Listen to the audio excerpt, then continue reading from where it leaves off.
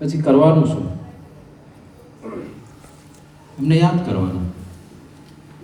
આ પ્રતીતિ આવી ગયા પછી આ જ કરવાનું રહે છે. This is the only thing which remains to be done. સ્મૃતિ. ભગવાન મળી ગયા, યાદ કર્યા કરો કોણ મળ્યું છે. પણ જ્યાં સુધી એનો મહિમા સમજાય નહીં ત્યાં સુધી આ સાધના થતી નથી. અત્યારે આપણે શ્રીજી મહારાજના પહેલા તો ઉદ્ગારોને સમજશું કે એમણે આ સાધનાને કેટલી મહત્તા આપી છે. તો એ બાજુ આપણું મન ઢળે જ્યારે ટાઈમ મળે, અથવા તો સ્પેશિયલ આપણા ડેઈલી સ્કેડ્યુલની અંદર એ સેટ થાય કે આ સમય દરમિયાન મારે નથિંગ બટ સ્મૃતિ કરવી છે. ટાઈમ સ્લોટ્સ ઘણા મળશે, આપણે ધારીએ તો અરેન્જ કરી શકીએ એમ પણ છીએ, પણ મહિમા સમજાયો હોય તો થાય. પહેલું જ વચનામૃત. આમ તો વચનામૃત બહુ સિલેક્ટેડ પોર્શન્સ છે. શ્રીજી મહારાજે ઘણી બધી વાતો કરી હશે. એક વચનામૃત વાંચતા કેટલો સમય લાગે છે? 5 મિનિટ થાય. તો મહારાજ 5 જ મિનિટ રોજ કથા કરતા હશે. કથા તો કલાકોની થતી હોય, પણ એમાંથી સિલેક્ટેડ પોર્શન મૂક્યો છે. એમાંય મહારાજે વર્ષો સુધી વાતો કરી છે, એમાંથી સિલેક્ટેડ યર્સનો જ પોર્શન મૂક્યો છે. એટલે એસેન્સ છે. એ એસેન્સની અંદર પણ પહેલું જ વચનામૃત, પ્રથમનું પહેલું, ભગવાનના સ્વરૂપમાં મનની અખંડ વૃત્તિ રાખવી, તેથી કોઈ સાધન કઠણ નથી. મહારાજે સૌથી કઠણ સાધન કીધું. સૌથી કઠણ સાધન કીધું. કેમ? કારણ કે એ ઈચ્છા થાય એવું નથી. ભગવાનમાં વૃત્તિ રાખવી. કઈ વસ્તુમાં આપણને ઈચ્છા થાય ખબર છે? જેમાં માલ માન્યો હોય, જેમાં માલ માન્યો હોય ને એની ઓટોમેટિક ઈચ્છા થાય. જો ને અત્યારે આ યુવાન અવસ્થા છે તમારી, એટલે વિજાતી આકર્ષણ સહેજે રહે, એમાં માલ માન્યો છે, તો આંખો બંધ કરીને એ સ્મૃતિ થયા કરે. તું હી રે તેરે બિના મેં कैसे. એ બધી સ્મૃતિઓ થશે. ભગવાન અને સંત સંભાળવાની વાત છે, જેને ત્યાં માલ મનાયો હોય. એટલે મહારાજ કહે છે કે આનાથી કોઈ કઠણ સાધન નથી. અને જો એ સિદ્ધ થઈ જાય, મહારાજ કહે જે મનુષ્યના મનની વૃત્તિ ભગવાનના સ્વરૂપમાં અખંડ રહે છે, તેને તેથી બીજી અધિક પ્રાપ્તિ શાસ્ત્રમાં કંઈ નથી. આ સૌથી મોસ્ટ વેલ્યુએબલ વસ્તુ આપણા શાસ્ત્ર પ્રમાણે જે અચીવ કરવાની છે આપણે, એ આ જ છે કે ભગવાન અખંડ યાદ આવે. તો સાધના પણ આ છે, સિદ્ધિ પણ આ છે. ફરક શું છે સાધના અને સિદ્ધિમાં? જ્યારે સાધના કરતા હોઈએ ત્યારે થાય ભૂલાય, અને જ્યારે સિદ્ધિ આવે ત્યારે ઓટોમેટિક થયા કરે. આટલો ફરક છે. જેમ આપણે સાયકલ શીખતા હોઈએ, એવો કોઈ છે માઇનોલાલ કે પહેલી જ વખતે બેલેન્સ આવી ગયું હોય, ભાઈ જબ ચલાતે ના પહેલી વાર આવી ગયું, આવે. કેટલી વાર પડ્યા, આંકડા છોલાયા હશે, બર્થ માર્ક હજુ શરીર ઉપર હશે માર્ક્સ, અહીંયા મારે છે અને આ હાથે છે, બેવ સાયકલના જ છે. એકવાર શીખવામાં ને એકવાર ઓવર કોન્ફિડન્સમાં. પહેલી વખતે ના આવે, પણ ટ્રાય કરતા રહીએ તો એક સમય એવો આવે કે બેલેન્સ આવી જાય. બેલેન્સ આવે પછી વળાંક ના વળે, એ બીજું સ્ટેજ છે. વળાંક વાળા જઈએ એવા પડ્યા હશે, ઘણા બધા પડ્યા હશે વળાંક વાળામાં. હું તો પડ્યો તો ને બેને પાડ્યા હતા. બેલેન્સ આવી ગયું તો મને એમ થયું કે આપણે રાજા હાઈવે ઉપર ચડાવી. બોલો, સાહસ વૃત્તિ તો જુઓ. હાઈવે ઉપર ચડાવી પણ વળાંક વાળતા આવડે નહીં. છેવટે સરકત કરીને જ્યાંથી નીકળ્યા ત્યાં પહોંચવું પડે ને. તો હું આમ ધીરે વળાંક વાળતો હતો. એમાં પાછળથી ફૂલ સ્પીડમાં બે બાઇક વાળા આવતા હતા. એટલે આપણે એ તો એક હાથે સાઈડ આપવા જઈએ તો બેલેન્સ ના રહે. માંડ બે હાથે પકડાતું હોય ત્યારે તો હેન્ડલ ટાઈટ પકડી રાખતા હોઈએ, અને એમાં પેલા બાઇક વાળાને કઈ ડિસિઝન ના આવ્યો કે વળવાનો છે કે નથી વળવાનો. એ બે પડ્યા ને છોલાયા, સ્પીડમાં હતા બિચારા, એ છોલાયા. હું પડ્યો અને બધી માથાકૂટ થઈ, બધા માણસો ભેગા થઈ ગયા આજુબાજુ વાળા. અને હું તો બાળ અવસ્થા હતી એટલે બધા પક્ષ કોનો રાખે, બાળકનો. પેલા બેવને લતાડ્યા કે ભાન નથી પડતી, આ માસૂમ બાળક, ભાઈ માસૂમ બાળકનો જ વાંક છે, તો માસૂમ બાળક બોલવો જોઈએ ને કે મારો વાંક છે, એવું બોલાય નહીં. પછી ગયા બિચારા બેવ. તો વળાંક ના વળે, પણ પછી તમે પ્રેક્ટિસ ચાલુ રાખો તો એક સમય એવો આવે કે વળાંક પણ વળે, એક હાથે પણ ચલાવાય, છૂટા હાથે ચલાવાય. વળાંક વાળવામાં પણ હેન્ડલ પકડવાની જરૂર ના પડે, પણ અભ્યાસ કન્ટિન્યુ રાખીએ તો કોઈ પણ વસ્તુમાં ત્યાં પહોંચાય છે. એટલે મહારાજે સાધન પણ બતાવ્યું, સિદ્ધિ પણ બતાવી. પહેલી વાર સ્મૃતિ કરશો તો એ લુખી પણ લાગશે ને મજા પણ નહીં આવે, પણ જો ચાલુ રાખીશું અભ્યાસ, એક સમય એવો આવશે અખંડ ભગવાન યાદ આવશે. ગુણાતીતાનંદ સ્વામીની વાત યાદ કરો કે હમણાં ભગવાન સંભાળવા કઠણ પડે છે, પછી ભગવાન ભૂલવા કઠણ પડશે. અને એ સ્થિતિ આ જ સત્સંગમાં થવાની છે. અને એવી થઈ હોય એવા ઘણા બધાને મેં જોયા છે, ઘણા બધા એના ઇન્ટરવ્યૂઝ લીધા છે મારા પીએચડી દરમિયાન. અખંડ ભગવાનને યાદ કરતા હોય. મહાદેવભાઈ કોળીનો ઇન્ટરવ્યૂ લેવાનો થયો હતો મારે. કેવું જીવન હતું 1981 પહેલાં, ભગવાન સ્વામિનારાયણ દ્વિશતાબ્દી મહોત્સવ ઉજવાયો એ પહેલાં કેવું જીવન હતું?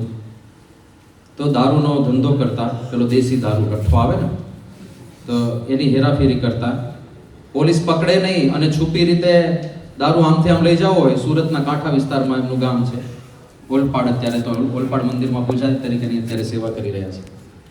પણ પોલીસ પકડે નહીં એટલે ટ્રકની ટ્યુબ આવે ને એમાં દારૂ ભરી જાય. એટલે ટ્યુબ પડી હોય તો કોઈને શંકાય ના જાય કે ભાઈ ટ્યુબમાં તો કંઈ દારૂ હોય, પણ ટ્રકની ટ્યુબમાં દારૂ ભરીને પછી આમથી આમ હેરાફેરી કરે, સુરત જઈને વેચે, બનાવે પોતે જાતે ગામમાં બનાવે અને પછી સુરત શહેરમાં જઈને વેચે. આ બધું એમનું કામ હતું. અને મેં કીધું દાદાગીરી, એ કે સ્વામી દાદાગીરી કરતા, મારામારી કરતા, પણ વધારે ખતરનાક મારો ભાઈ હતો. પછી એને એના ભાઈનું નામ આપ્યું કે મારા ભાઈનું આ પંથકમાં નામ ગાજતું, એટલો માથા ભારે. લોકો એને ગણપત લીંબુ કહીને બોલાવતા. પેટ નેમ સરસ હોય છે, ગણપત લીંબુ. લોકો એને ગણપત લીંબુ કહીને બોલાવતા. અને કે સ્વામી એને તો ઘણા બધા એને મારી નાખેલા. એટલે એની ગેંગમાં જ અમે કહેવાય, એટલે અમે પણ ગેંગ વોર થતા, મારામારી થવાની હોય ત્યારે જતા, ઘણા બધા એને લોહી લુહાણી કરેલા છે. અને કે એમાં ને એમાં મારો ભાઈ મર્યો પણ એમાં જ, કોઈ કે એનું ખૂન જ કરી નાખ્યું. એ માથા ભારે માણસ હોય તેના શત્રુઓ પણ હોય. પણ આ પ્રકારનું જીવન હતું કે ક્યારેય કલ્પના પણ અમે નહોતી કરી કે અમારા જીવનમાં ક્યારેય સત્સંગ આવે, કે અમે ક્યારે ભગવાન ભજતા હોઈએ. એ પ્રકારનું જીવન, સાવ આમ નિરર્થક, કોઈ દિશા નહીં, એ પ્રકારનું જીવન હતું. પણ ભગવાન સ્વામિનારાયણ દ્વિશતાબ્દી મહોત્સવ વખતે સંતો બધા ગામડે ગામડે આવતા હોય, તો એમાં બધા પોસ્ટર લગાડવા માટે સંતો અમારા ગામમાં આવ્યા હતા. અને પોસ્ટર લગાડવાનું હતું તો અમને થયું કે આ બાબા બધા આવ્યા છે તો સારું આપણે મદદ કરીએ. એટલે અમે તે બધા પોસ્ટર લગાડવા મદદ કરતા હતા કે કોઈ ફેવિકોલ લગાડે અને બીજો પોસ્ટર લગાવી આપે. સંતો ભેગા ફરતા હોય આખા ગામમાં દ્વિશતાબ્દી મહોત્સવના પેલા પોસ્ટર લગાવવાના હોય. તો કે એમાં ને એમાં કે મારે બીજો એક ફાયદો થઈ ગયો. શું? તો કે મારા ધર્મપત્ની છે ને એના ઘરે પોસ્ટર લગાવવા હું ગયો ત્યારે જ અમારે સેટિંગ થઈ ગયું. કે પેલા ગમે કે આ છોકરો સંસ્કારી છે, સંતો ભેગો ફરે છે, એ સંસ્કારનો છાંટોય નહોતો અહીંયા. પણ એ બધી વાત આપણે કરી. પછી કે હવે અમારું જીવન તો આવું હતું, પણ સંતો સાથે ઓળખાણ થઈ ગઈ હતી.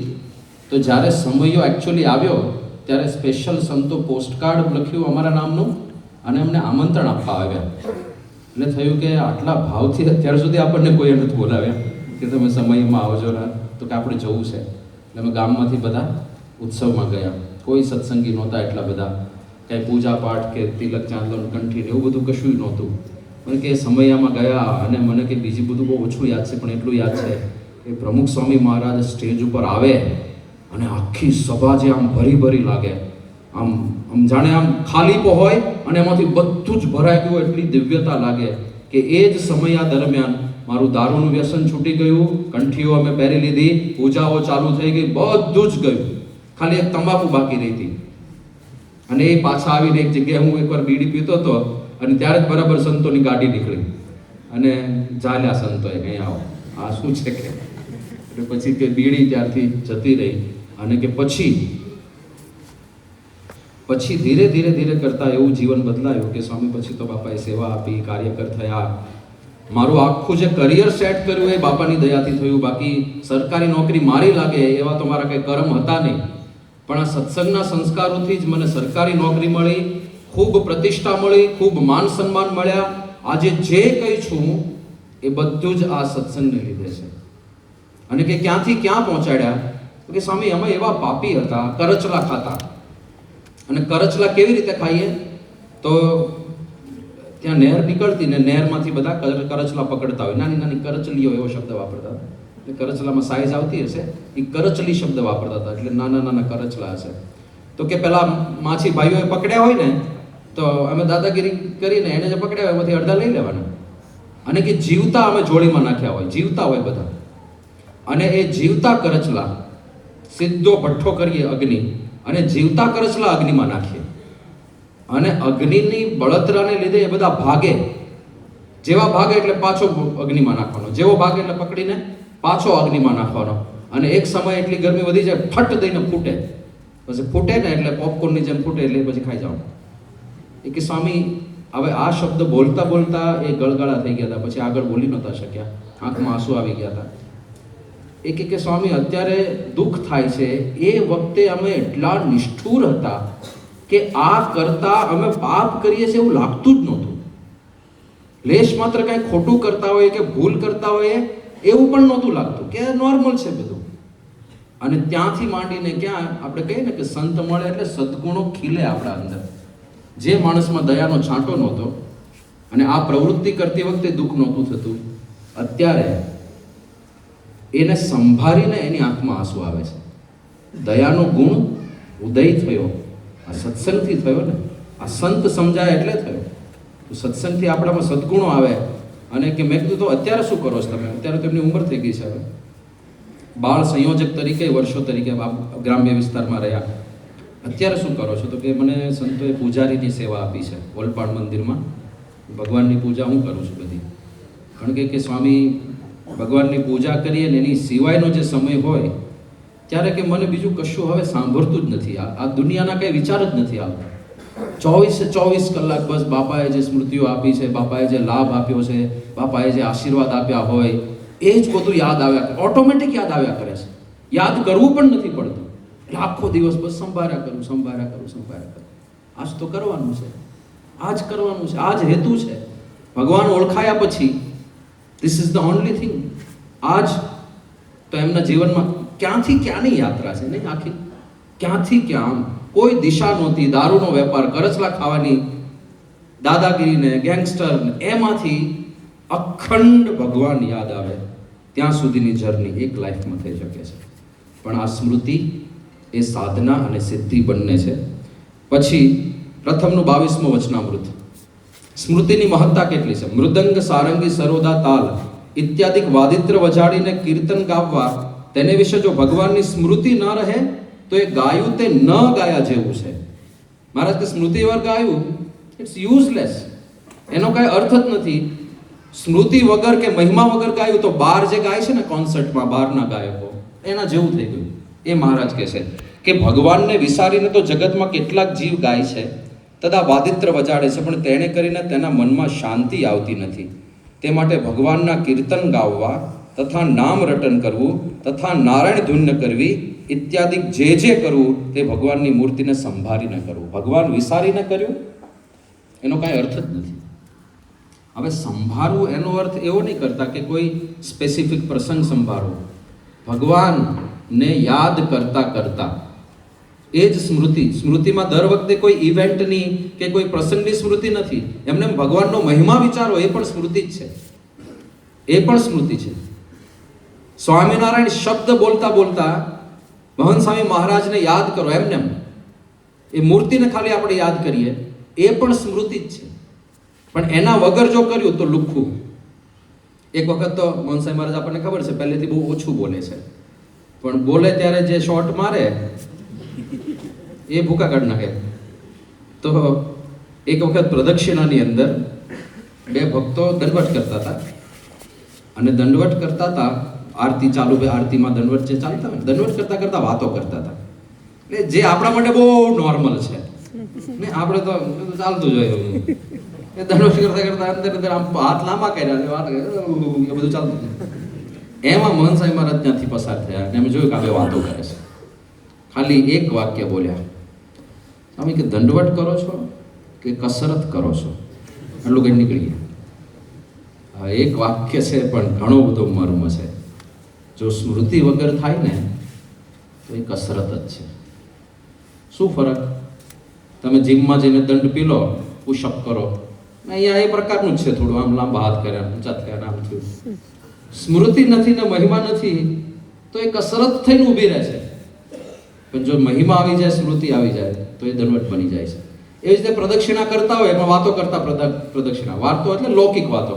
હજુ ભગવાનના ચરિત્રોની વાતો કરતા હોય તો એ ભક્તિ જ છે. પણ લૌકિક વાતો થતી હોય અને એવી રીતે જો પ્રદક્ષિણા થતી, એ વોકિંગ જ છે, એ પ્રદક્ષિણા નથી. એટલા માટે સ્મૃતિ વગર બધું નિરર્થક થઈ જાય છે. પછી મહારાજ આ જ વચનામૃતમાં કહે છે, આપણને એક આદેશ જ આપી દે છે, હોમવર્ક આપી દે છે. માટે હાલતા ચાલતા, ખાતા પીતા સર્વ ક્રિયાને વિશે ભગવાનના સ્વરૂપમાં વૃત્તિ રાખવાનો અભ્યાસ કરવો, તો તેને ભજનમાં બેસે ત્યારે ભગવાનમાં વૃત્તિ સ્થિર થાય. અને જેને ભગવાનમાં વૃત્તિ રહેવા લાગે તેને તો કામકાજ કરતે પણ રહે, અને જેને ગાફલાય હોય તેને ભજનમાં બેસે ત્યારે પણ ભગવાનમાં વૃત્તિ ન રહે. માટે સાવધાન થઈને ભગવાનના સ્વરૂપમાં વૃત્તિ રાખવાનો અભ્યાસ ભગવાનના ભક્તને કરો. આ અભ્યાસ કરવાની વાત કરી.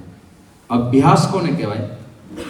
અભ્યાસ શબ્દ સંસ્કૃત છે અને એની વ્યુત્પત્તિ છે, એનો એક મીનિંગ થાય છે. અભ્યાસ, અભિતઃ આસ ઇતિ અભ્યાસ.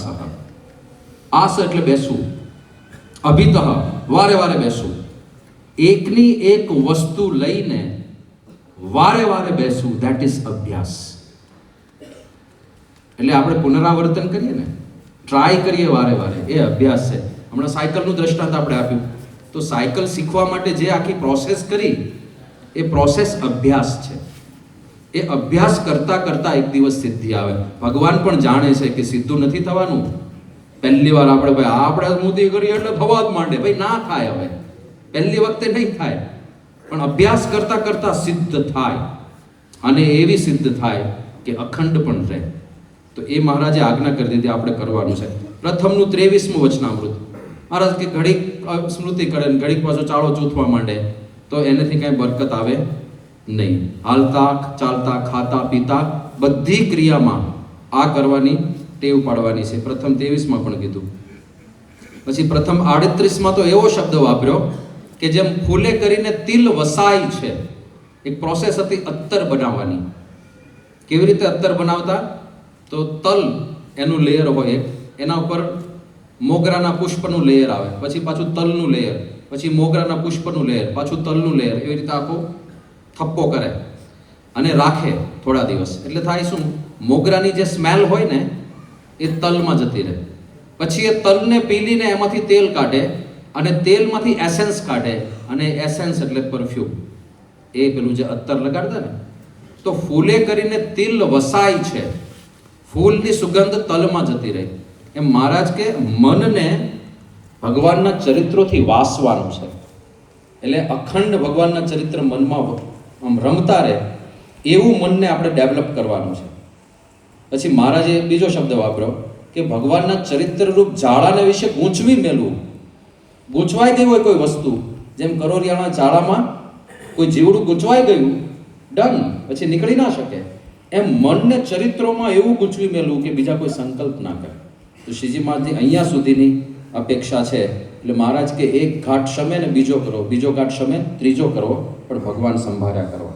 પ્રથમનું 38મું વચનામૃત. આમાં જ મહારાજે ભૂતને વાંસળો દેવાની વાત કરી કે ભૂતને તમે કામ નહીં આપો ને તો ખાવા દોડશે. કે એ ભૂત વશ કરતા હોય ઘણા બધા ટેકનિક હોય છે કે ચોટલી કાપીને રાખી મૂકવાની. મને કંઈ મળ્યું નથી ભૂત, બાકી આપણે ખતરો કર્યો હોત, પણ આવી બધી સ્ટોરીઝ ઘણી બધી આપણે સાંભળતા હોઈએ છીએ.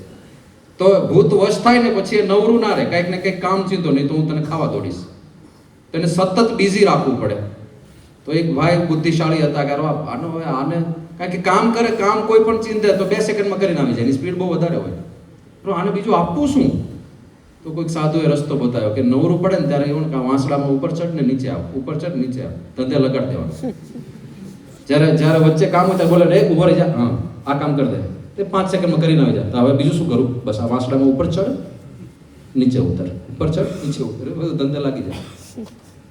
તો મનને એ ભૂતના વાંસળા જેવી વાત કરે છે કે મનને પણ આ ભગવાનના ચરિત્રમાં આવી રીતે જ બિઝી કરી દેવાનું છે. એ વાત મહારાજે કરી. પછી જો સ્મૃતિ કરવાની આ પ્રથમ 38માં રીત બતાવી છે. આપણે મન ઘણીવાર કેવું હોય કે એક્સક્લુઝિવ લાભ મળે ને આપણને, આવો કોઈ નહોતું રૂમમાં અને બાપાએ મને બોલાવ્યો, આવો કંઈક એક્સક્લુઝિવ લાભ હોય ને તો એની સ્મૃતિ કરીએ. અહીંયા આગળ જો મહારાજ સેમ્પલ આપે છે કે કેવી રીતે સ્મૃતિ કરવાની છે.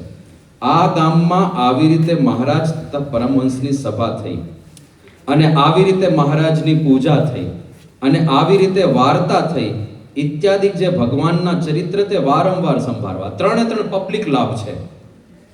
આવી રીતે સભા થઈ, આવી રીતે પૂજા થઈ, અને આવી રીતે વાર્તા થઈ. આ બધા દર્શન આપણે કર્યા ને, સભાના કર્યા, પૂજાના કર્યા, અને વાર્તાના પણ સાંભળ્યા, એ દર્શન સાંભળ્યા. તો બધા પબ્લિક લાભ છે. એવું નથી કે એક્સક્લુઝિવ હોય. એક્સક્લુઝિવ તો સંભાળવું, કારણ કે તો આપણી પર્સનલ મૂડી છે, પણ જેનેરિક પણ સંભાળવાની વાત છે.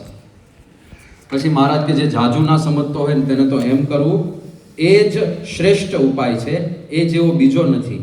ત્યારે તમે કહેશો જે અન્ન થોડું ખાઈને ઘણા ઉપવાસ કરીએ, તો તે અમે કહેતા નથી. આ આપણને ગમતી વાત આવી. મહારાજ કહે તો જેમ જેના નિયમ કહ્યા છે તે પ્રમાણે સાધારણપણે રહેવું, અને કરવાનું તો આ અમે તમને કહ્યું તે છે. એટલે મહંત સ્વામી મહારાજ પધારવાના હોય તો આપણને ઈચ્છા થાય કંઈક વિશેષ તપ કરીએ. તો વિશેષ તપમાં એમની સ્મૃતિ કરવીને એ બહુ મોટું તપ છે. એવો પણ વિશેષ નિયમ લઈ શકાય કે હું રોજ 10 મિનિટ સ્મૃતિ કરીશ. નિર્જળા ઉપવાસ ખેંચી નાખવો સહેલો છે, પણ 10 મિનિટ સતત એ યાદ આવે એવી પ્રેક્ટિસ કરવી ને, એ એના કરતાં અઘરું છે. પણ એની પણ પ્રેક્ટિસ મહારાજે કીધું કે અમે વધારે પડતા ઉપવાસ કરો એવું અમે નથી કહેતા, પણ આ અમે કહીએ છીએ કે આ કરો, કારણ કે છેવટે આ જ કરવાનું છે. પ્રથમનું 3જું વચનામૃત સિદ્ધ થઈ ગયો હોય એના માટે. હવે પ્રથમનું પહેલું અને 3જું બે મિક્સ કરજો. પ્રથમના પહેલામાં શું કીધું કે આ સૌથી મોટી સિદ્ધિ છે, અને આ જ સૌથી મોટી સાધના છે. સૌથી મોટી સિદ્ધિ પ્રાપ્ત કરી હોય એના માટે આદેશ આવે છે પ્રથમના 3જામાં. જેને ભગવાનની મૂર્તિ અંતરમાં અખંડ દેખાતી હોય તેને પણ ભગવાને જે અવતારે કરીને જે સ્થાનકને વિશે જે લીલા કરી હોય તે સંભાળી રાખ્યું. અખંડ દેખાય છે તોય, તો અખંડ દેખાય છે તો સંભાળવાની શું જરૂર? મહારાજ કે કદાચ ભૂલાઈ જાય, કોઈ યોગે કરીને ભૂલાઈ જાય, તો આ બધું સંભાળી રાખ્યું હોય ને તો એને યોગે પાછી મૂર્તિ યાદ આવી જાય. અહીંયા પણ સ્મૃતિની વાત કરી. પ્રથમનું 44મું વચનામૃત સ્નેહને ડિફાઇન કરે છે મહારાજ. વોટ ઇઝ લવ? તમારો ગમતો વિષય હોય આ ઉંમરમાં. સ્નેહ તો એનું નામ છે, ભગવાનની મૂર્તિની અખંડ સ્મૃતિ રહે, ધેટ ઇઝ લવ. જેના પ્રત્યે પ્રેમ હોય એ સહેજે યાદ આવે, સાહજિક યાદ આવ્યા કરે. તો મહારાજ કે આનું નામ સ્નેહ છે. અને જે ભક્તને પરિપૂર્ણ ભગવાનને વિશે સ્નેહ હોય તેને એક ભગવાન વિના બીજો સંકલ્પ જ ન થાય, બીજો સંકલ્પ, બીજો વિચાર જ ના આવે. એક્સ્ટ્રીમ લવ છે ભગવાન પ્રત્યે, તો એને બીજો કોઈ વિચાર જ ના આવે, સતત એ જ સાંભળ્યા કરે. પછી મહારાજ કે જેટલો ભગવાન વિના બીજો ઘાટ થાય છે તેટલો તેના સ્નેહમાં ફેર છે. ભગવાન સિવાય બીજું જે યાદ આવે છે ધીરે ધીરે એ બધું માઇનસ થશે. આ સત્સંગ એવો છે ને, તમારે ના કરવો હોય તોય થશે, અને આપણે નહીં કરીએ તો એ કરાવશે. અને આપણે જાતે ના કરીએ જ્યારે એ કરાવે ને ત્યારે ભૂકા કાટના. ये 2.5 किलो का हाथ जब पड़ता है तो आदमी उठता नहीं, उठ जाता है. ભગવાનનો હાથ પડે ને જ્યારે, તું નથી કરવાનો તો હું કરાવીશ, અને એ જ્યારે બોચી પકડે તો ઘણીવાર સોફ્ટલી ના પકડે, એ ભયંકર રીતે. પણ આ છે એમને કરાવવું છે. હવે જો એકદમ PhD લેવલની વાત આવે છે. આમ તો કહી દીધું મહારાજે કે યથાર્થ સ્નેહ હોય ને એને ભગવાન સિવાય બીજો કોઈ સંકલ્પ જ ના થાય. અને જો થાય તો શું થાય? જેને પરિપૂર્ણ ભગવાનમાં સ્નેહ હોય ને તેને જો જાણે અજાણે ભગવાનની મૂર્તિ વિના બીજો કંઈક ઘાટ થાય તો જેમ પંચામૃત ભોજન જમતો હોય તેમાં કોઈ કાંકરા તથા ધૂળનો ખોબો ભરીને નાખે ને જેવું વસમું લાગે, અથવા કપાળમાં બળબળતો ડામ દે ને તે જેવો વસમો લાગે, તેવો ભગવાન વિના બીજો ઘાટ થાય તે વસમો લાગે. એવી રીતે જેને વર્તતું હોય તેને ભગવાનને વિશે પ્રીતિ છે તેમ જાણવું. આ વિચાર તો ખરો છે. આ લેવલ સુધી પહોંચવાની વાત છે કે ભગવાન સિવાય બીજી કોઈ વસ્તુ યાદ આવી ગઈ તો એને કેવું વસમું લાગે. મસ્ત આમ પિઝાની રસોઈ હોય, સાથે આપણે સ્પ્રાઇટ હોય ને બીજું પણ હોય, ઘણું બધું હોય, ચિપ્સ હોય ને વેફર હોય, ફલાણું હોય, આઈસ્ક્રીમ પણ હોય, ઓર મજા આવે, બધું હોય. પણ જેવું આપણે આમ બેઠા ને એક બાઈટ લીધી, ત્યાં કોક આવીને આખી ધૂળની મુઠ્ઠી ભરીને અંદર નાખે, લે ખા ઉતરા ખા. તો આનું તો જે થયું તે પહેલાનું શું થાય?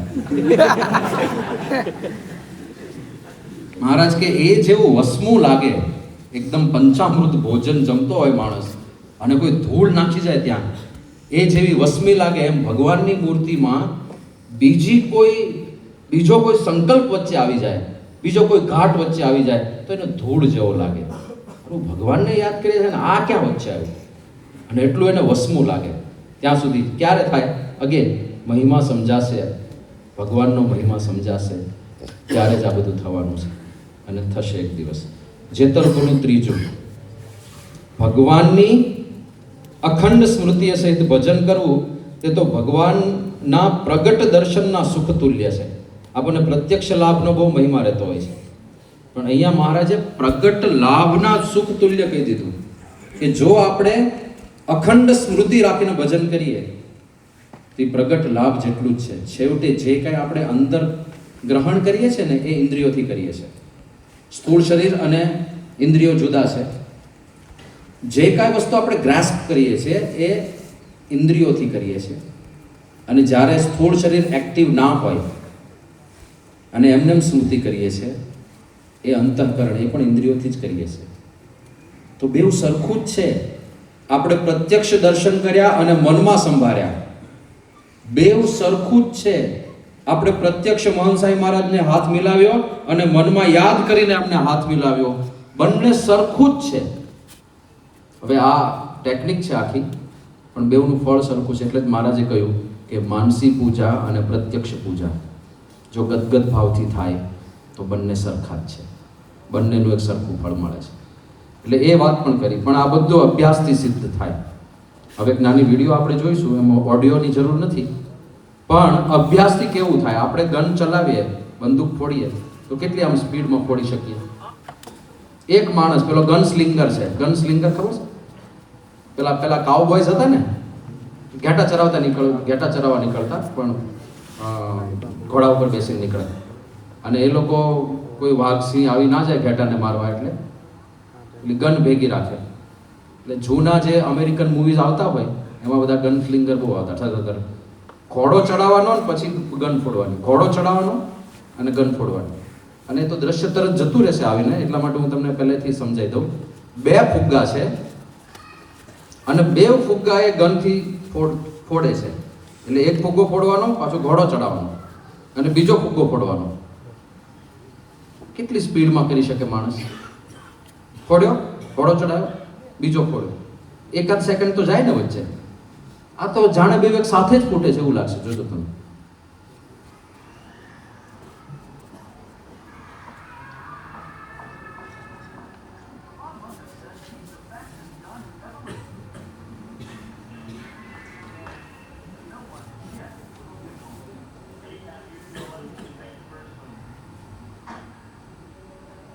આ જૂના મૂવીઝને યાદ કરાવે છે.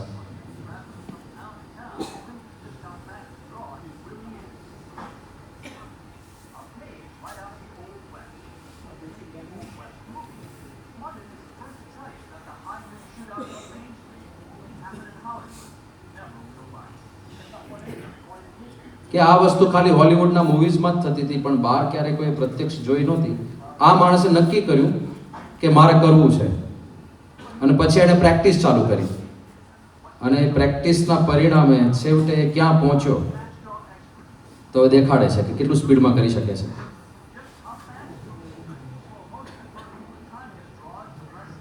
એ ખાલી ફોડીને અંદર મૂકે એવું નહીં, નિશાન પણ તાકે છે. જોજો હવે નિશાન તાકશે.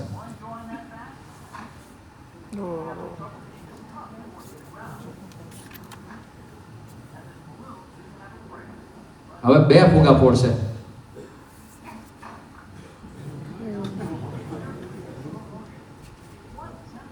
પહેલું ઘોડો ચડાવ્યો, બીજું આપણે બંદૂકો નથી ફોડવાની, પણ શીખવાનું છે. પ્રેક્ટિસ કરીએ તો આ સિદ્ધ થાય. આ છે રૂબિક્સ ક્યુબ, તમે બધા જાણો છો. કેટલો ટાઈમ લાગે સેટ કરતા? 1 મિનિટ વાળા હશે કદાચ. આમાંથી કેટલા જણ જાણે છે આનું સાયન્સ? રૂબિક્સ ક્યુબને સારું છે, મોબાઈલના જમાનાવાળા છો ને તમે, એટલે આમાં બહુ પડ્યા નહીં. કેટલો ટાઈમ લાગે છે? 1.5 મિનિટ થાય. તમારે 1 મિનિટ, હા 1-1.5 મિનિટ જેવું થાય. પણ પ્રેક્ટિસ, તો પ્રેક્ટિસથી ક્યાં સુધી સિદ્ધ થાય છે? આની કોમ્પિટિશન થાય છે દર વર્ષે રૂબિક્સ ક્યુબની. એમાં કેવું હોય કે એક પેડ હોય, પહેલાં એને જોઈ લેવાનું, પછી પેડ પર મૂકી દેવાનું, પછી બીજી વાર હાથમાં લે ત્યારથી ટાઈમિંગ શરૂ થાય અને એને સેટ કરીને પાછું મૂકવાનું. એટલે જેવું પેડ પર પેલું ક્યુબ પડે એટલે ટાઈમર સ્ટોપ થઈ જાય. એટલે 2x2નો પણ છે, 3x3નો પણ છે, એવા બધા ક્યુબ્સ બધા સેટ કરે છે. પણ ટાઈમિંગ્સ તમે જોજો, મેક્સિમમ કોઈ પણ માણસ ફૂલ સ્પીડમાં કરે તો કેટલો ટાઈમ લાગતો હશે? આ બધા 1 ને 1.5 મિનિટ વાળા છે. તમને ખબર રેકોર્ડ કેટલો છે?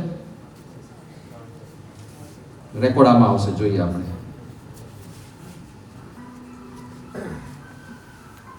આ જે કોમ્પિટિશનના બધા કોમ્પિટિટર્સ છે ને, એ છે બધા આવા વધારે ચીનકા હોય છે, કારણ કે એમને આમાં વધારે રસ હોય.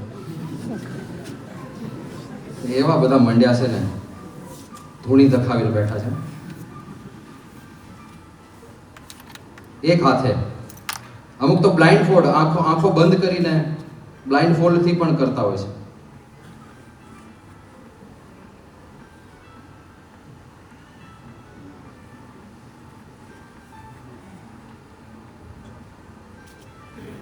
જો આંખો બંધ કરીને કરવાની, આ પણ આંખો બંધ કરીને કરે છે.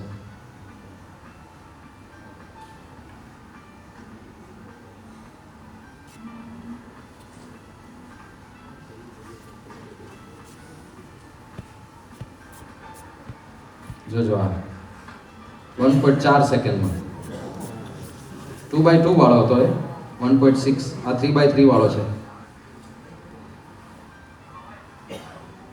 આ રેકોર્ડ છે 5.2.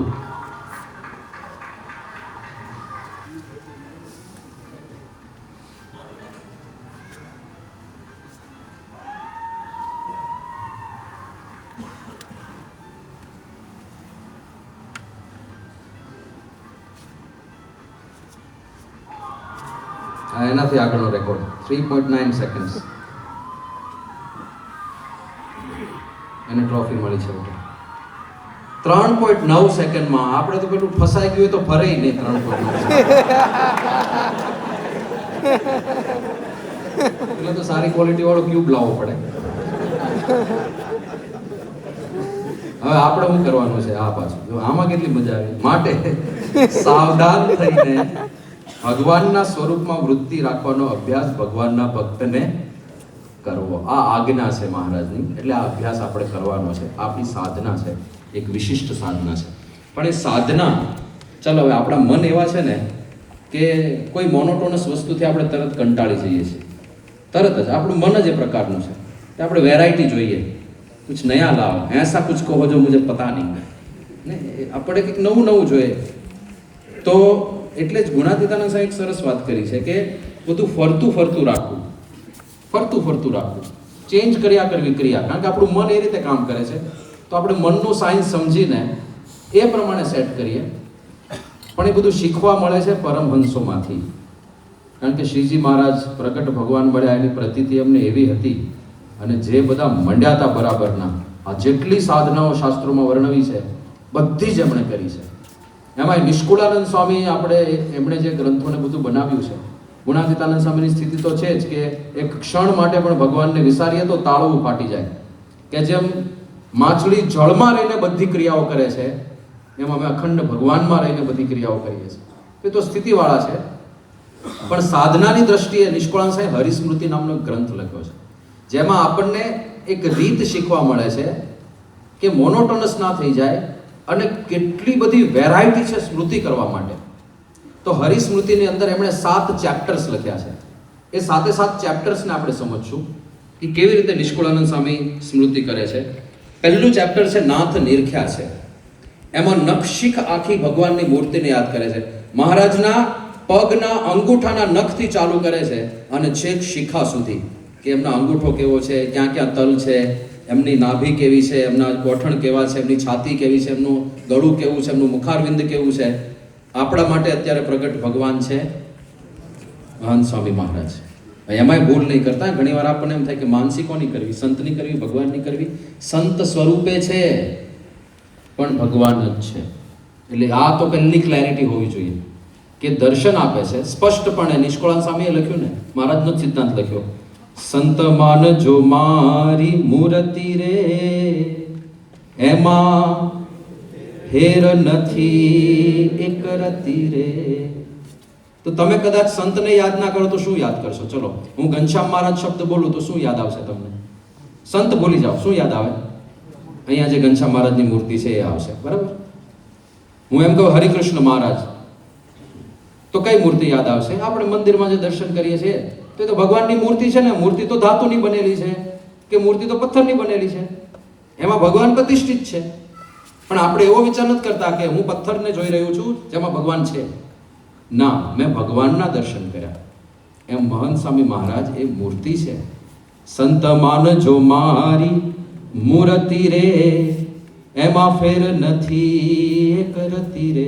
આ ભગવાનની મૂર્તિ છે, જીવંત મૂર્તિ છે.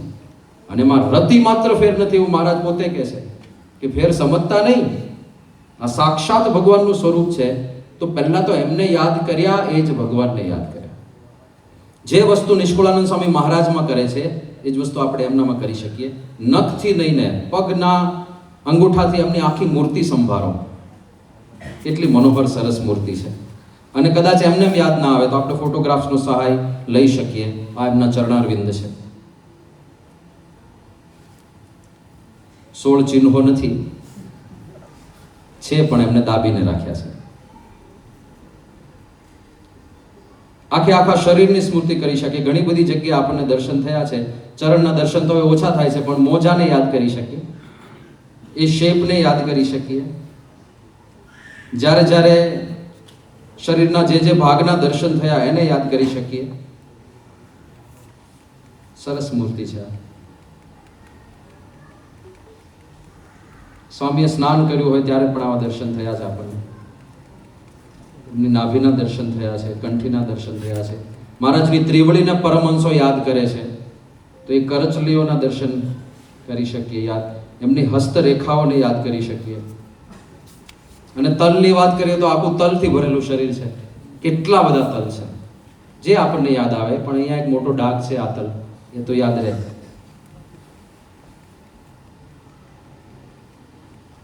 એમના જોડાયેલા હાથ આપણે ઘણી વખત જોયા છે, એની સ્મૃતિ કરી શકીએ. નખથી શિખા પર્યંત એટલે કોઈ પણ અંગને આપણે યાદ કરી શકીએ. આ બધા દર્શન કર્યા જ છે આપણે.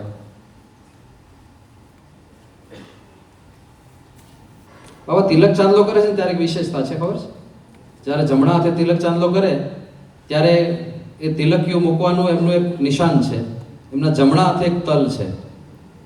અને જ્યારે બાપા જાતે તિલકીઓ મૂકતા ત્યારે તલને સેન્ટરમાં રાખીને, જો અત્યારે દેખાય છે, જે જમણો હાથ છે ને એમાં તમે જો એક તલ છે તિલકિયાની વચ્ચે, એ તલને સેન્ટરમાં રાખીને હંમેશા તિલક કરતા. અને ચાંદલો કરે ત્યારે તલની ઉપર ચાંદલો કરતા.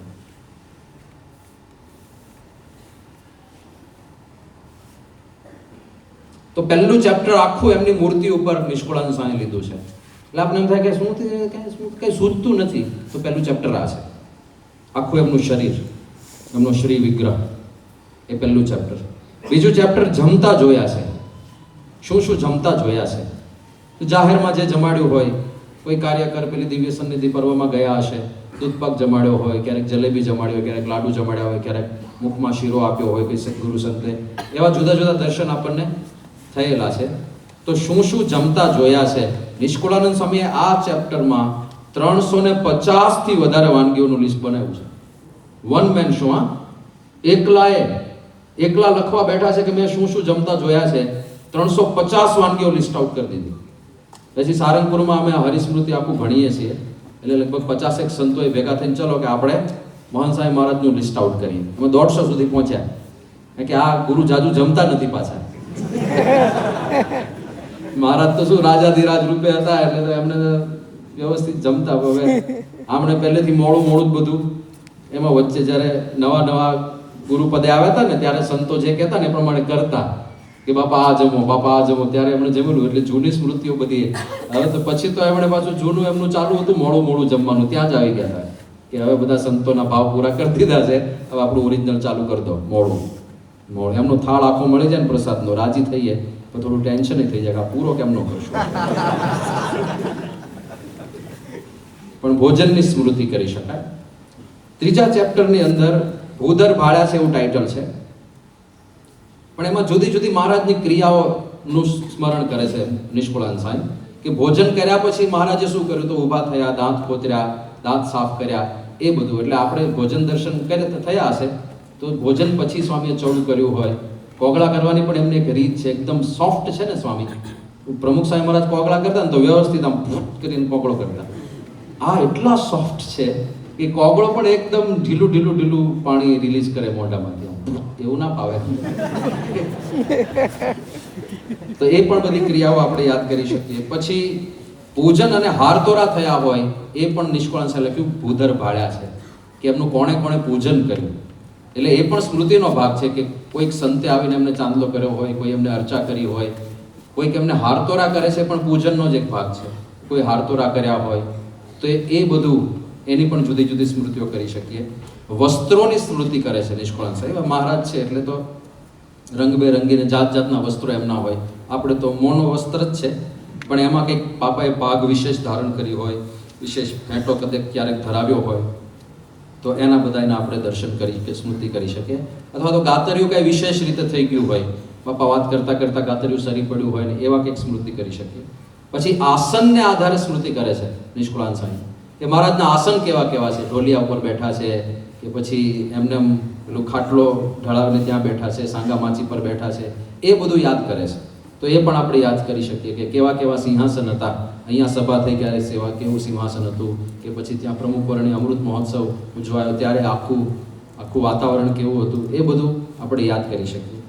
પછી સ્થાનને આધારે સ્મૃતિ કરી શકીએ કે કઈ જગ્યાએ બાપા બેઠા, કઈ જગ્યા આપણને દર્શન થયા.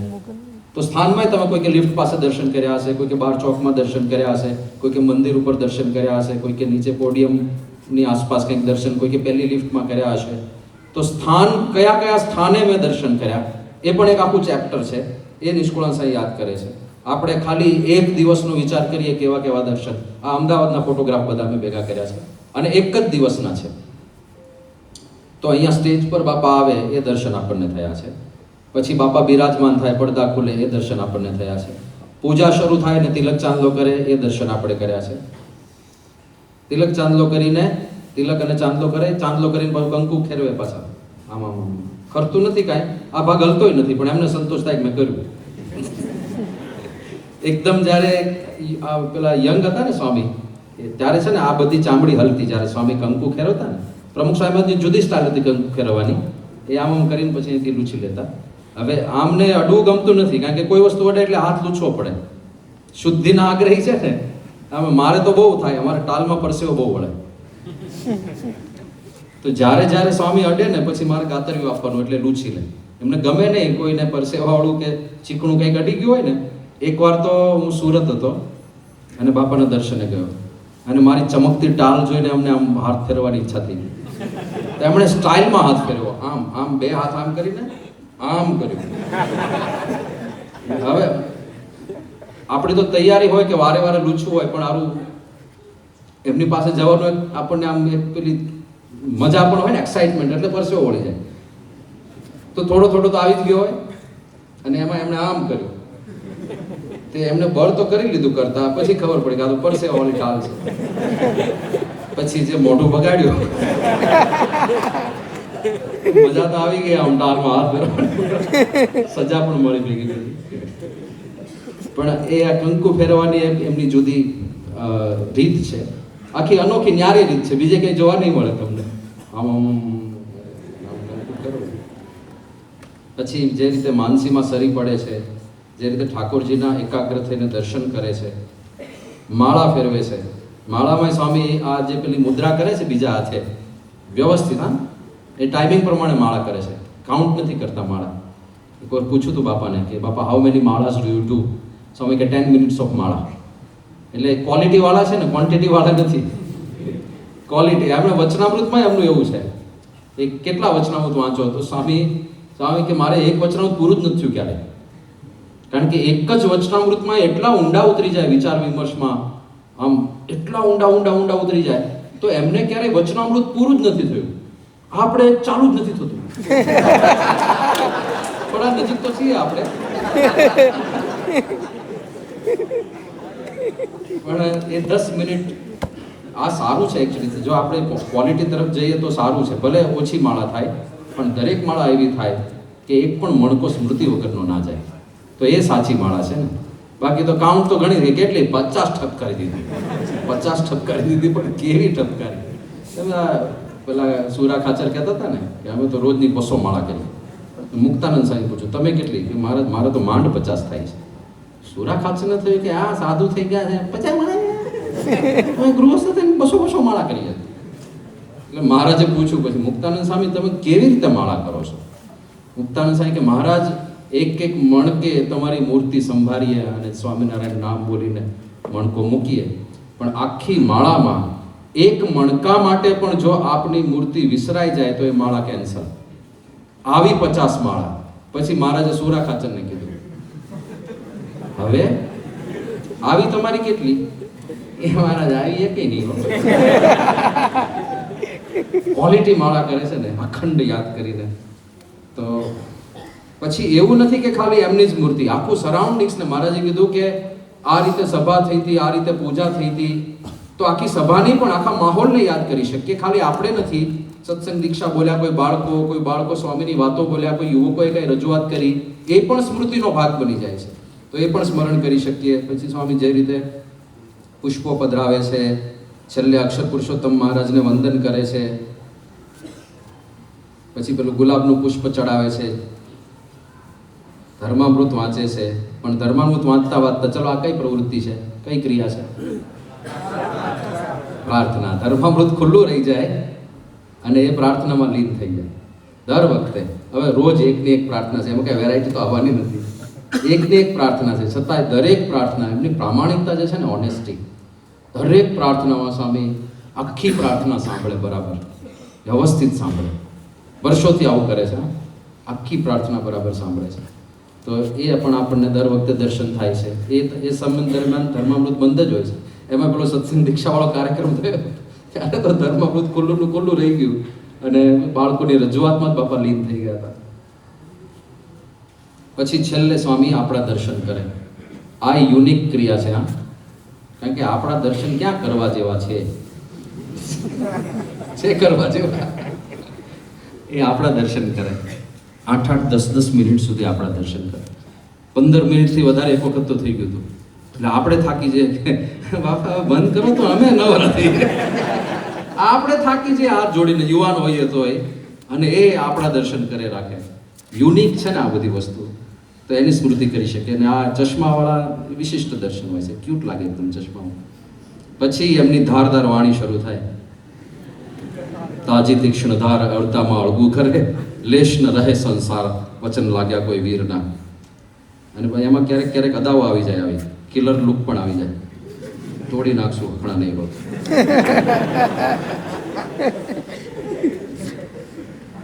પછી બ્રહ્મ વિદ્યાના પાઠ આપ્યા આ વખતે બાપાએ આપણને, અને એક પાઠ ઉપર નિરૂપણ કર્યું, તો એના દર્શન થાય. પછી છેલ્લે આરતી કરે, ક્યારેક શરૂઆતમાં પણ આરતી કરે, એ આરતીના દર્શન થાય.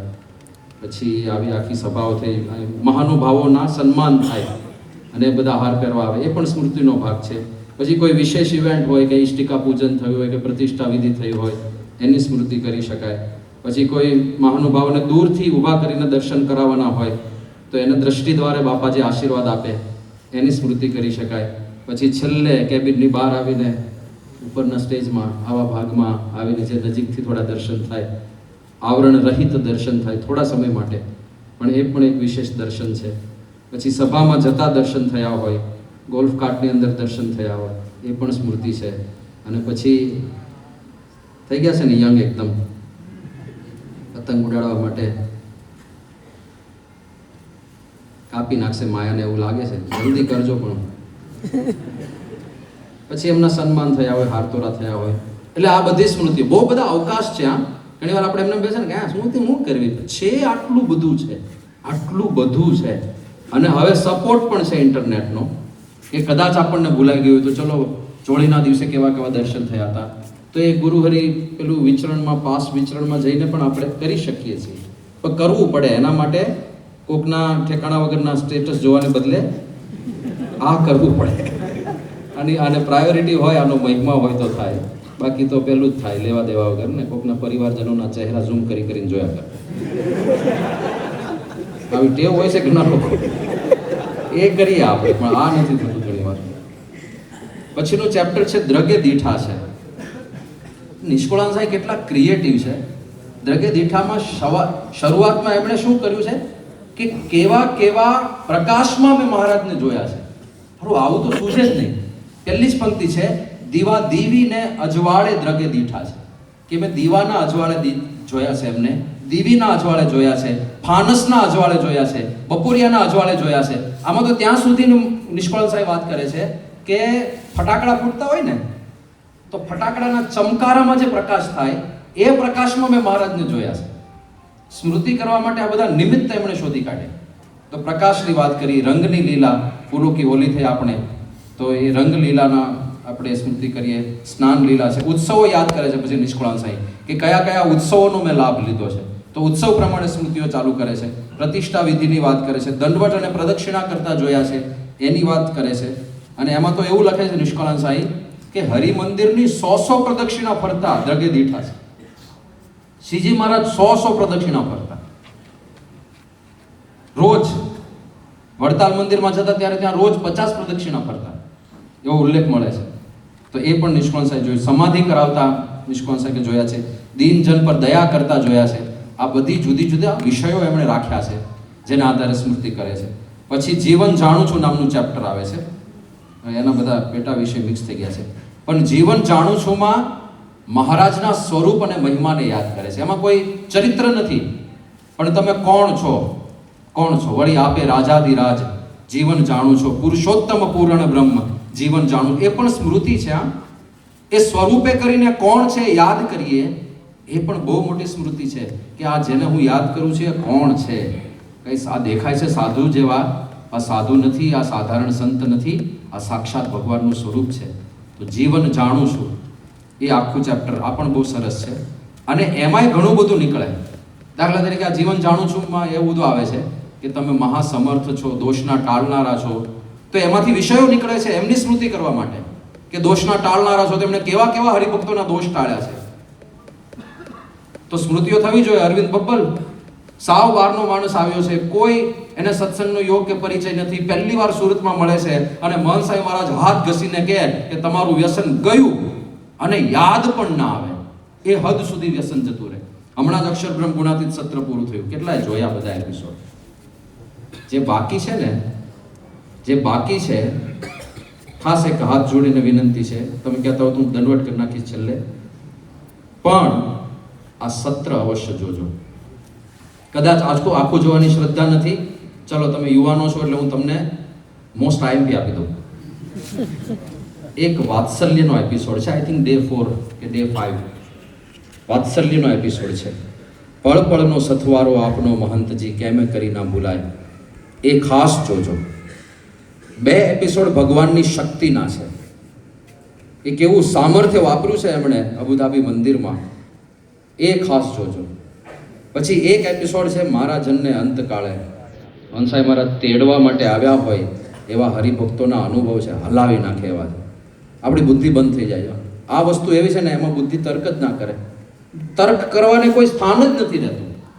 કારણ કે 20 જણની હાજરીમાં પેલા ભાઈ બોલીને ગયા હોય કે મહારાજને મહંત સાહેબ મહારાજ મને તેડવા આવ્યા છે. 20 જણ હાજર છે અને પ્રત્યક્ષ સાક્ષીઓ બોલે છે કે અમે ત્યાં હાજર હતા, ત્યાં બોલીને ગયા. ટાઈમ આપી દીધો હોય 25મી ડિસેમ્બરે બપોરે 2:30 વાગે મને તેડવા આવવાના છે, તો કોઈને મનાય? પરિવારજનો બોલે છે કે અમને એવું લાગતું હતું કે આ બીમાર થઈ ગયા છે ને એટલે બકબક કરે છે. તો બકબકાટ નહોતો ભાઈ, ખરેખર એ જ 25 ડિસેમ્બરે એક્ઝેક્ટલી 2:30 વાગે એમણે છેલ્લો શ્વાસ લીધો. આવા પ્રસંગો છે. તો આ એપિસોડ ખાસ જોજો. પછી તમને ઈચ્છા થાય એ પ્રમાણે છેલ્લે થેન્ક યુ સ્વામી બાપા, એ પણ બહુ સરસ છે આખો વિભાગ છેલ્લા દિવસ વાળો. તો પણ આટલું અહીંયાથી શરૂઆત કરજો, પછી રસ પડે તો બીજા બધા એક્સપ્લોર કરજો, પણ શરૂઆત અહીંથી કરજો. અને એ જોજો, ડોન્ટ મિસ. આવ લેવા દેવા વગરનું હરે રામ કૃષ્ણ જગન્નાથ પ્રેમાનંદને બદલે આ થોડું જોજો, આમાંથી કંઈક મળશે. અને એનાથી આપણને થોડી પ્રતીતિ આવશે કે આ કોણ છે, આ કોણ છે, આ સાધારણ વ્યક્તિત્વ નથી, આ ભગવાનને ધારીને બેઠા છે, મહાસમર્થ સંત છે. અને છેલ્લે આપણને લેવા એ આવવાના છે, બીજું કાંઈ નહીં આવે. તેરી પ્યારી પ્યારી દો આંખિયા, એ કુશું આવવાનું, એ ઉલટાનું નડવાનું છે, એ નડવાનું છે વચ્ચે, અને લેવા માટે આ આવવાના છે. તો એમને ધ્યાનમાં રાખીને બધું થાય. છેલ્લું ચેપ્ટરના 5મું ચેપ્ટર છે સુખકારી છે, ભગવાનના સુખને યાદ કરે છે. અને છેલ્લું ચેપ્ટર અચરજકારી છે, એમાં ચમત્કારોનું વર્ણન કરે છે કે કેવા કેવા પરચા મહારાજે દેખાડ્યા છે. સમાધિઓ થતી, સમાધિઓમાં વસ્તુઓ આવતી, સાકર આવતી, પેંડા આવતા, એ બધું નિષ્કાળ કે મેં નજરે જોયું છે. પછી અચરજકારીમાં બધા સંતો જે સમર્થ હતા ને, સંતદાસ સ્વામી ને વ્યાપકાનંદ સ્વામી ને સચ્ચિદાનંદ સ્વામી, એ બધાએ જે ચમત્કારો દેખાડ્યા હોય એનું આખું વર્ણન કરે છે. અને નિષ્કાળ એવું લાગે છે કે આ બધું મેં જોયું છે, આ ખાલી વાતો નથી, હું આઈ વિટનેસ છું આ બધી પ્રવૃત્તિઓનો. તો એવી રીતે એ બધી સ્મૃતિ કરે છે. તો એ ઘણું બધું છે. અને પરચા પરચીનું આમ આપણે બહુ પ્રતિપાદન અનુમોદન નથી કરતા, કારણ કે આપણે સમજણનો સત્સંગ છે. પણ પરચાના પ્રસંગ હોય બને તો છે જ, ઘણા બધા છે. આ અંતકાળે વાળો એપિસોડ જોઈને પછી એને યાદ કરજો કે છેલ્લે લેવા તો આ જ આવવાના છે. અહીંયા જ આપણા અમદાવાદના એક પ્રસંગથી પૂરું કરીએ, 2 મિનિટ કદાચ વધારે લઈશ.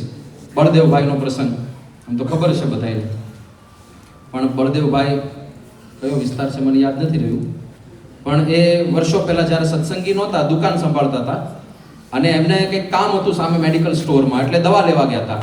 એ દરમિયાન એમની દુકાન ખાલી હતી, કોઈ હતું નહીં. તો 2-3 ચોર ઘૂસી ગયા અને ચોર બધી વસ્તુઓ લેવા માંડ્યા. બળદેવભાઈ દૂરથી જોયું કે પેલા ચોર આવ્યા છે, તો દોડીને ગયા અને ત્યાં ઝપાઝપી થઈ, મારામારી થઈ. અને પેલા એ કંઈક આમને ધક્કો માર્યો, કંઈક માર્યું, એમાં કંઈક માથામાં અપડાયું અને બળદેવભાઈ ત્યાં જ ધામમાં ગયા, મૃત્યુ પામ્યા. અને અહીંયા મૃત્યુ પામ્યા અને 2 કલાક પછી જ ઘરે એના ધર્મપત્નીમાં પ્રવેશ કર્યો. અને ત્યારથી પ્રવેશ ચાલુ કરી દીધો કે મારે જાજુ કાંઈ, હું તમને હેરાન નહીં કરું, પણ મારે અહીંથી જવાની તૈયારી નહોતી. ઘણીવાર શું સડન ડેથ થાય ને, તો જ્યાં જ્યાં આપણે મમત્વ બાંધ્યું હોય ને કે આ મારું, આ મારું, આ મારું, તો એ વસ્તુ આપણને જવા ના દે. નવો iPhone 17 Pro Max લીધો હોય, હવે વાપર્યો જ નથી હજુ, અને એમાં મરવાનો ટાઈમ આવી ગયો, તો એ પકડી રાખશે, એ નહીં જવા દે યાર, આ વાપરીને જાઓ, પછી રોકાઈ જશો યાર. એટલે કોઈ જગ્યાએ બંધન ના રહી જાય, એ આપણે જોવાનું છે. પણ આપણે કેવું છે કે લેવા માટે કોણ આવ્યું છે?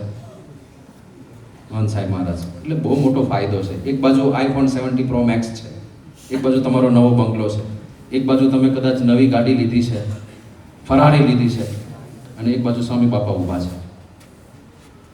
તો તમે શું ચૂઝ કરશો? બાપા જ ને. બસ એટલો પ્રેમ હોય ને, એટલો પ્રેમ હોય, બેડો પાર. તો આપણે વાત કરતા હતા બળદેવભાઈની, સોરી આ બધું લાંબુ થયા કરે. તો પછી એમના ધર્મપત્નીમાં પ્રવેશ કરે ટાઈમે ટાઈમે, કહેતા કે એક નાળિયેર પધરાઈ દો, મને સ્થાન આપો, સ્થાન જોઈએ આ લોકોને, અને સંકલ્પ કરીને આપવાનો હોય કે આ નાળિયેર તારા માટે. તો પછી નાળિયેરમાં રહેતા હતા, પણ પછી કંટાળ્યા, કારણ કે ઘરમાં રહે કોઈ પૂછે તો નહીં, જીવતા હોય ત્યારે ના પૂછતા હોય, મરી જાય પછી કોણ પૂછે? કંઈક સલાહ આપી જાય એમના પત્નીમાં પ્રવેશ કરીને, પણ કંટાળ્યા પછી. અને પછી કહેવાય મારે મુક્તિ જોઈએ છે. તો કે સંતો, પછી તો એના પરિવારમાં એમના ભાઈ ચંદુભાઈ એમને સત્સંગ થયો હતો, એટલે એમણે કીધું કે સંતો પાસે જઈએ, તો કે હા બસ સારામાં સારું, સંતો પાસે લઈ જાઓ. અને મહંત સાહેબ મહારાજ પાસે એમના દીકરા ચંદ્રકાંતભાઈ એ આવ્યા. એમને બહુ વિશ્વાસ કે શ્રદ્ધા એટલા બધા નહોતા, એટલે એમણે સંકલ્પ કર્યો હતો કે જો ખરેખર મારા પિતાનો મોક્ષ થવાનો હોય તો મહંત સાહેબ મહારાજ મને ગુલાબનું પુષ્પ આપશે. અને એક્ઝેક્ટલી જેવા એ આશીર્વાદ લેવા આવ્યા, મહંત સાહેબ મહારાજ પાસે સેવક સંત પાસે ગુલાબનું ફૂલ માંગ્યું, સ્વામી કે અમને આપો. એટલે એમને તો પ્રતીતિ આવી ગઈ કે હવે મોક્ષ પાકો.